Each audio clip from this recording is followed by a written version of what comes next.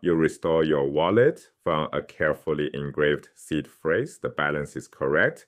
But every transaction label is blank, every text record is gone, and your lightning channels are dead. And if you're running multisig, you might not see any balance at all. Your seed phrase is necessary, but it isn't sufficient. Let's unpack why.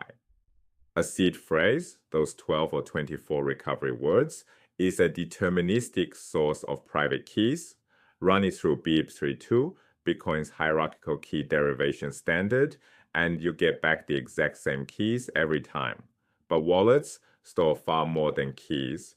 They store transaction labels, address labels, exchange rates at the moment of each transaction, lightning channel state, and in multisig setups, the public keys of your cosigners. None of this is derived from the seed. None of it comes back.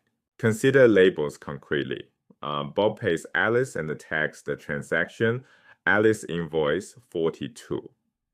Alice receives it and tags it payment from Bob. Those labels are user-specific. They live in each wallet's local database.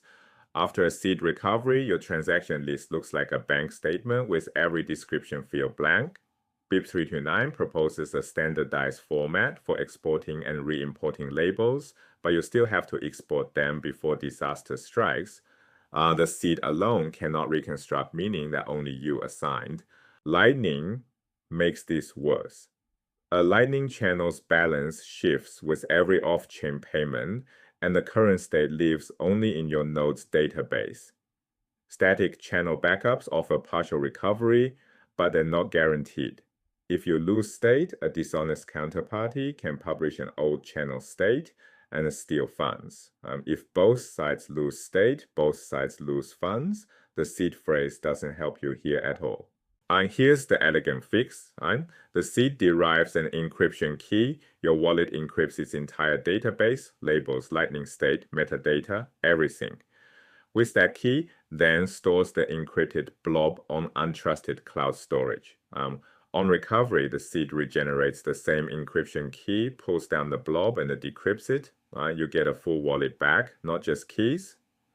The seed stays your single root of trust, but now it unlocks far more than just the key tree. Even with labels solved, a second hidden problem remains: derivation paths. BIP32 organizes keys as a tree. The root has about 4 billion first-level children. Each of those has 4 billion children. Each of those 4 billion more.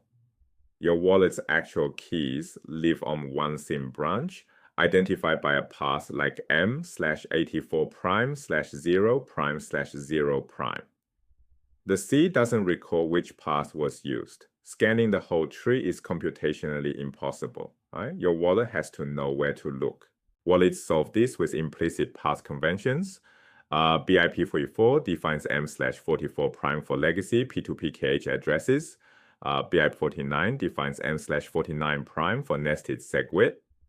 BIP84 M/84' gives native SegWit. BIP86 M/86' handles single key taproot.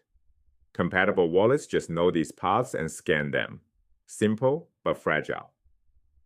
BIP39 seed words carry no version information, so an old wallet restoring a new seed or vice versa can silently miss funds sitting on a path it doesn't scan. Multisig shatters implicit recovery entirely.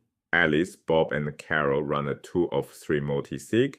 Any two of them can sign to spend. But the address itself, the place on the blockchain where funds sit, is derived from all 3 public keys together. Alice's seed gives her only her own key. With just that, she cannot even locate the shared UTXOs, let alone spend them. She needs Bob's and Carol's public keys just to find the funds.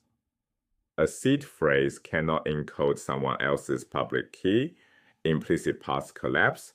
The backup unit stops being a seed and starts being something richer. The solution is output script descriptors, standardized in BIP380 and onward. A descriptor is a self-describing string that bundles everything needed to find and recognize your coins. Consider this one. WSH wrapped around multi 2, then each cosigner's fingerprint, derivation pass, extended public key, and subpass for child addresses. Reading it off, the wedge declares a witness script hash and the script type.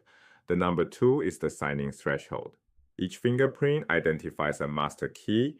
Each pass shows how it was derived.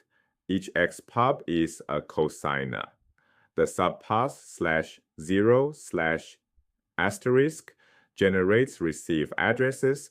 Seed plus descriptor equals a complete recovery bundle. One caveat on descriptors, they contain extended public keys, right? If leaked, someone can see all your balances and addresses, a privacy loss, but not a spending risk.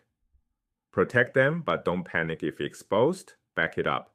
Bitcoin is evolving from single key wallets to a multisig vaults, taproot script trees, and Lightning. Every advance pushes more state outside what 12 words can encode. Treat your backup as 3 layers. Bottom layer, seed phrase restores private keys. Middle layer, descriptor tells the wallet which scripts and which cosigners. Top layer, encrypted wallet, backup holds labels, Lightning state, and metadata. Lose the seed, you lose everything. Lose the descriptor, you can't find complex funds. Lose the encrypted backup, you keep your coins, but lose their meaning.